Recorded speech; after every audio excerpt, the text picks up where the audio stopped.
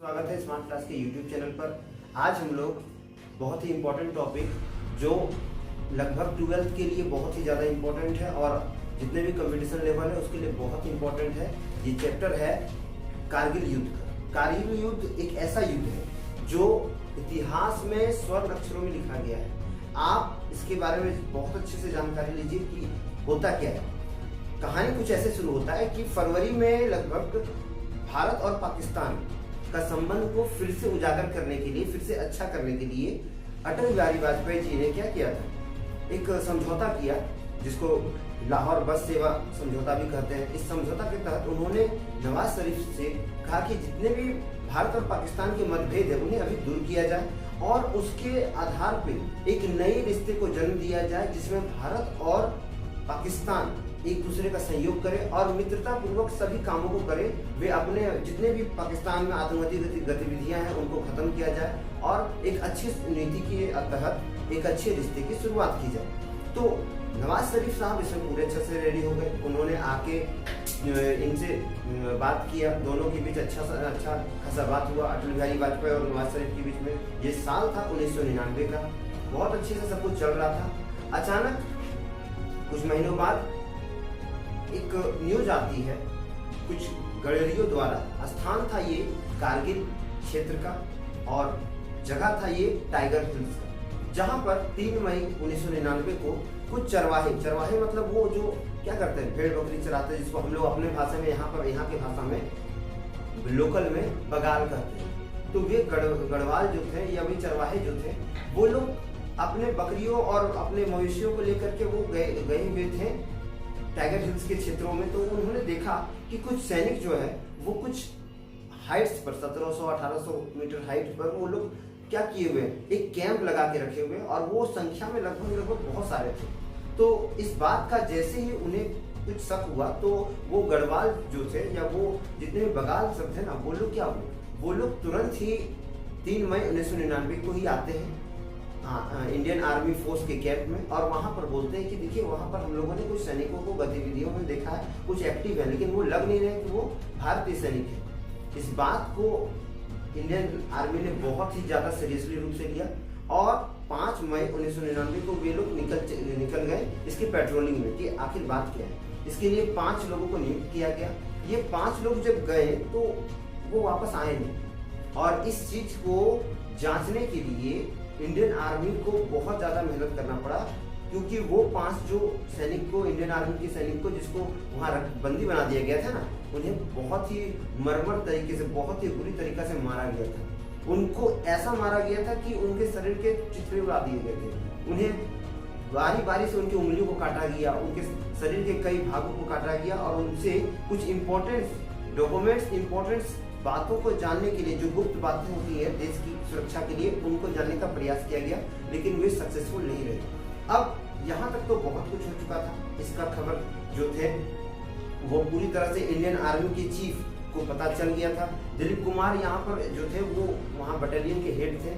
उसके बाद उन्हें जब ये चीज का पता चला कि ऐसा कुछ हुआ है तो उन्होंने तुरंत ही क्या किया, इसके लिए अपने जनरल को ये नोटिस भेजा कि हमारे साथ कुछ ऐसा हो गया है और वहां पर टाइगर हिल्स में कुछ लोगों को देखा जा रहा है जो पाकिस्तानी आर्मी जैसा लग रहे हैं। दिलीप कुमार जी को जैसे इस बात की भनक लगी, उन्होंने तुरंत ही अपने जनरल वेद प्रकाश मालविया को ये बात बताई कि वहां पर टाइगर हिल्स में कुछ ऐसे लोग हैं जो बहुत ही ज्यादा मात्रा में असला बारूद लेके आए हैं और वो ऐसा लग रहा है कि वो उन पर कब्जा कर लिए है। किन पर? टाइगर हिल्स पर। इस बात की जानकारी को बहुत ही सीरियसली लिया गया। इसको लेकर के दिल्ली फोन किया गया कि ऐसा कुछ हो चुका है। अटल बिहारी वाजपेयी को जब इस बात का पता चला तो उन्होंने बिना देरी किए तुरंत ही नवाज शरीफ को फोन किया और नवाज शरीफ से कहा कि तुम ये क्या कर रहे हो, तुम जो आज टाइगर हिल्स पे रेडी हो या तुम जो टाइगर हिल्स पे करना चाह रहे हो, इससे तुम करना क्या चाहते हो। तो नवाज शरीफ को आपको ताज्जुब हुआ कि ये बात का पता ही नहीं था कि उनकी सेना टाइगर हिल्स पे अपना आधिपत्य जमाने का प्रयास कर रही है और वो वहां पर चेक पोस्ट बना के रेडी है, वो अधिकार दिखा रहे हैं। भारत के लगभग वो 7 से 8 किलोमीटर अंदर घुस गए। नवाज शरीफ को इस बात का पता नहीं था। उन्होंने आनंद फानन में तुरंत मुशर्रफ से बात किया, परवेज मुशर्रफ जो सेनाध्यक्ष थे उनसे बात किया तो उन्होंने इसमें हामी भरी। इसमें उन्होंने कहा कि हाँ ऐसा कुछ हुआ है, हम लोगों ने किया है और इसके बाद भारत ने अंतर्राष्ट्रीय रूप से पाकिस्तान को घेरना शुरू किया।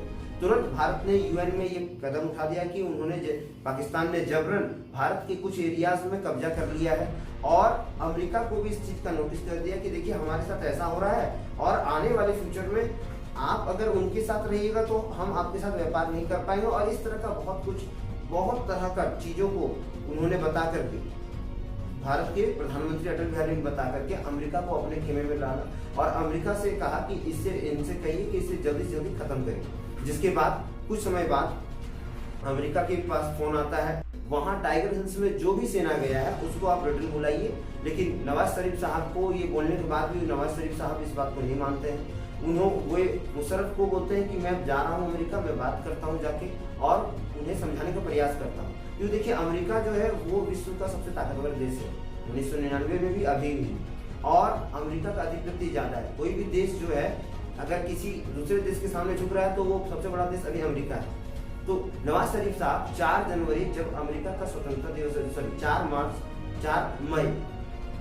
मई जब अमेरिका का स्वतंत्रता दिवस होता है उस दिन वो वहां गए, जबकि उनको बुलाया भी नहीं गया। और वो एक इमरजेंसी मीटिंग करते हैं क्लिंटन के साथ कि हमारे साथ ऐसा कुछ हो गया है, आप कृपया हमें ये करें। हमारी सेना ऐसे फॉरवर्ड कर चुकी है एक ऐसे चेक पोस्ट पर जो भारत के अंडर में आता है। तो क्लिंटन ने साफ साफ उन्हें कह दिया इन्हें, नवाज शरीफ साहब को, कि जब तक आप अपनी सेना को रिटर्न बैक नहीं करोगे तब तक हम आपकी कोई भी बात नहीं सुनेंगे, ना सपोर्ट करेंगे आपका। और इस चीज को नवाज शरीफ साहब ने बहुत ठोस रूप से लिया और उन्होंने इस बात को मुशर्रफ से बताया। मुशर्रफ ने उन्हें दिलासा देते हुए कहा कि हाँ हम लोग का कंट्रोल में है, कुछ नहीं होगा, कुछ नहीं कर पाएगा ये लोग। और इस तरह से 5000 सैनिक को पाकिस्तान ने रिपोर्ट कर दिया, पोस्टेड कर दिया टाइगर हिल्स के क्षेत्र में, जो क्षेत्र लगभग 100 किलोमीटर तक का एरिया में फैला था। ये जहां तक भारत का एरिया था वो 7 से 8 था, लेकिन उसकी जो पूरी चौड़ाई थी वो 100 किलोमीटर का रेंज में आता था। होता अगला क्या है, भारत ने इसके लिए 30,000 सैनिकों को वहां युद्ध के लिए भेजा, जिसमें भारत के 527 जवान की वहां डेथ हो जाती है। 1363 जवान जो थे वो बहुत बुरी तरह से घायल हो जाते हैं। और भारत के पास उस समय इतने ज्यादा मात्रा में टेक्नोलॉजी नहीं थी कि वो पता कर सके कि किस जगह पर सेना छुपी हुई है पाकिस्तान की। इसलिए भारत ने रसिया का और साथ ही साथ इजराइल के सैटेलाइटों का यूज किया, जिसमें बहुत सारे ऐसे फुटेज मिले जिनसे ये पता चला कि कहां कहां पाकिस्तानी सेना छुपी हुई है। और उसके आधार पे भारतीय सैनिकों ने हमला बोला। जितना भी मलिक साहब जो थे, जो यहाँ जनरल थे, ठीक है, मलिक साहब ने बहुत ही ज्यादा एग्रेसिव रूप से अपनी सेना को तैयार किया, और साथ ही साथ देशवासियों ने भी इसका पूरा समर्थन किया।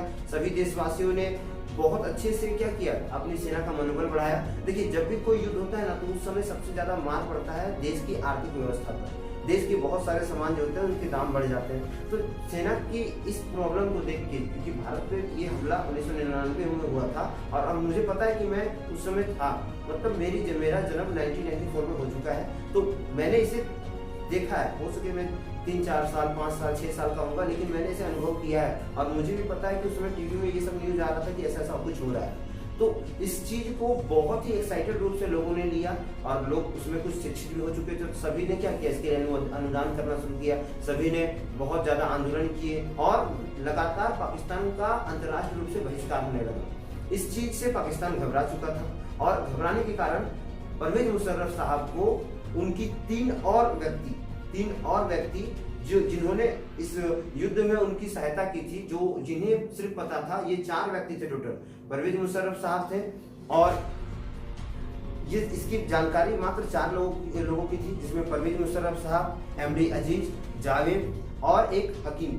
इन 4 लोगों को ही इसकी जानकारी थी। यही 4 लोग जो थे जिन्होंने क्या किया था, इस मिशन को अंजाम दिया था। तो इस मिशन को बहुत ही ज्यादा चतुराई से किया गया था। देखिए पाकिस्तान में जो सरकार चलती है ना, वो सरकार बस नाम की है। वहाँ टोटली कंट्रोल होता है वहाँ के जो सेना अध्यक्ष होता है उनका, मतलब वहाँ धर्म के नाम पे सेना को बोल सकते हैं कि रेडी किया जाता है। वहाँ पर प्रधानमंत्री का अपना पावर नहीं होता है। तो इसके बाद जब ये युद्ध हुआ, उसके बाद तो तख्ता पलट भी हो गया था, जिसमें मुशर्रफ ने तुरंत ही अपनी सेना के बल पे नवाज शरीफ को प्रधानमंत्री पद से हटाया और खुद वो प्रधानमंत्री बन गए थे। तो ऐसा सिचुएशन हुआ था।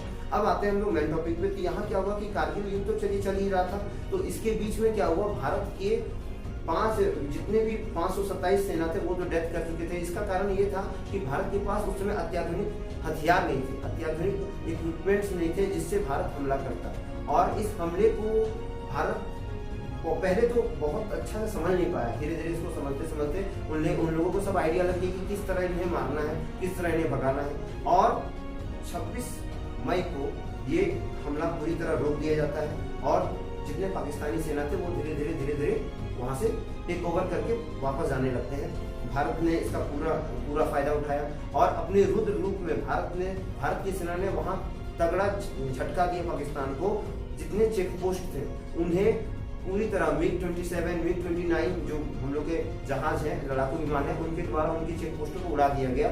और जितने भी पाकिस्तानी सेना के जितने भी आला अधिकारी थे जो बड़े बड़े पोस्ट पे वहां पर लड़ाई करने गए थे, उनको मौत के घाट उतारा। देखिए यहाँ पर सबसे बड़ा रोल जो था वो IAF का था, इंडियन एयरफोर्स का था, क्योंकि वो अगर नहीं होते तो ये लड़ाई और ज्यादा ही दिक्कत होता है। क्योंकि भारत की सेना जो थी वो टाइगर हिल्स के नीचे थी और ये जो पाकिस्तानी सेना थी ये टाइगर हिल्स के ऊपर थी। तो जब टाइगर हिल्स के नीचे से मान लीजिए कि आप पहाड़ के नीचे से लड़ने जा रहे हो तो ऊपर वाला तो आपको आसानी से देख के मार देगा, तो इसका पूरा फायदा पाकिस्तानी उठा रहे थे। लेकिन भारतीय इंडियन एयरफोर्स ने क्या किया, उनके क्षेत्र में घुस करके टाइगर हिल्स से उन्हें सफाई किया, उन्हें हटाया और वापस वहां पर भारत का तिरंगा को फहराया था। तो इसमें बहुत अच्छा रोल था IAF का। और इसके तहत क्या हुआ, भारत ने कारगिल युद्ध को जीता। ये इसके कुछ मुख्य इंपॉर्टेंट डेट्स हैं जिसको आपको याद रखना होगा। पहला 3 में जब गढ़वालों ने न्यूज दिया था इंडियन आर्मी को कि ऐसा कुछ हो रहा है, पाकिस्तान की कुछ सेना आ चुकी है। 5 मई को वहाँ पेट्रोलिंग में 5 सैनिक गए थे जो वापस नहीं आए, जिनकी मृत्यु हो गई। 9 तारीख को इसको वहाँ के जो पाकिस्तानी क्षेत्र के जो भी क्षेत्र थे, स्टॉक होम थे, जहाँ पर बहुत ज़्यादा मात्रा में बम बारूद रखा गया था, उन्हें तबाह कर दिया गया इंडियन आर्मी द्वारा। उसके बाद 26 मई को इस युद्ध को बहुत अधिक उग्र रूप में देखा गया और लगभग इंडिया इस युद्ध को जीत चुका था। उसके बाद 26 मार्च को यह युद्ध पूरी तरह खत्म हो गया। पूरी तरह सरकार इसको सेक्शन कर चुकी थी कि हाँ, कारगिल युद्ध समाप्त हो चुका है, भारत का पूरा तरह से कंट्रोल है अभी इस पर। कारगिल के जितने भी द्रास सेक्टर थे, पोखरस थे और एक मुस्कहा था, उन क्षेत्रों पर भारत का पूरा कंट्रोल था। देखिए एक चीज और इसमें जान लीजिएगा, NH-1D को तबाह करना चाहता था पाकिस्तान, क्योंकि वह जो रास्ता होता है वो NH-1D कश्मीर को या श्रीनगर को सीधा जोड़ती थी लेह लद्दाख से। अगर वो रास्ता टूट जाता है ना, तो इससे क्या होता है कि इंडियन आर्मी या इंडियन फोर्स का एक कमर ही टूट जाता है और आना जाना बंद हो जाता है। जिससे क्या होता है कि पाकिस्तान 1984 का बदला भी लेने वाला था। 1984 में लेह लद्दाख को हम लोग अपने अंदर कर देते, जो सियाचिन एरिया में आता है, तो उसको वो लोग वापस आते थे। मुशर्रफ जो थे, परवेज मुशर्रफ, भौंकने वाला जो कुत्ता है ना, वो चाहता था कि किसी तरह ये हम लोग के रिटर्न आ जाए। लेकिन कुत्ता कितना भी भौंक ले, शेर के सामने पूंछ हिलाना पड़ता है उसको। तो भारत के सामने पूंछ हिलाया लेकिन भौंका, लेकिन नहीं सका। और इसी तरह से भारत ने क्या किया, कारगिल युद्ध पे विजय प्राप्त किया। तो आपको जो इंपॉर्टेंट पॉइंट बताया गया उसको नोट कर लीजिएगा। यही सब क्वेश्चन इसी के अंदर आपको क्वेश्चन पूछेगा। तो आशा करते हैं कि आपको सभी क्वेश्चन अच्छे समझ में आ गए होंगे जितने आपको अभी बताया गया जो टॉपिक पर। तब तक के लिए हम लोग यही रखते हैं, आने वाले समय में और नए टॉपिक्स के साथ आपसे मिलेंगे। और हाँ, YouTube कुछ दिन के लिए अभी धीरे धीरे कुछ वीडियो डालेंगे, क्योंकि अभी बच्चों का एग्जाम आ चुका है 10th 12th का, तो उनकी तैयारी में बहुत ज़्यादा व्यस्त है। तो हम लोग ऑफलाइन तैयारी करवा रहे हैं ज़्यादा से ज़्यादा। तो आप लोग जितना हो सके ये वीडियोज से सीखिए और कुछ वीडियोज आते रहेगा। तब तक के लिए वंदे मातरम, भारत माता की जय।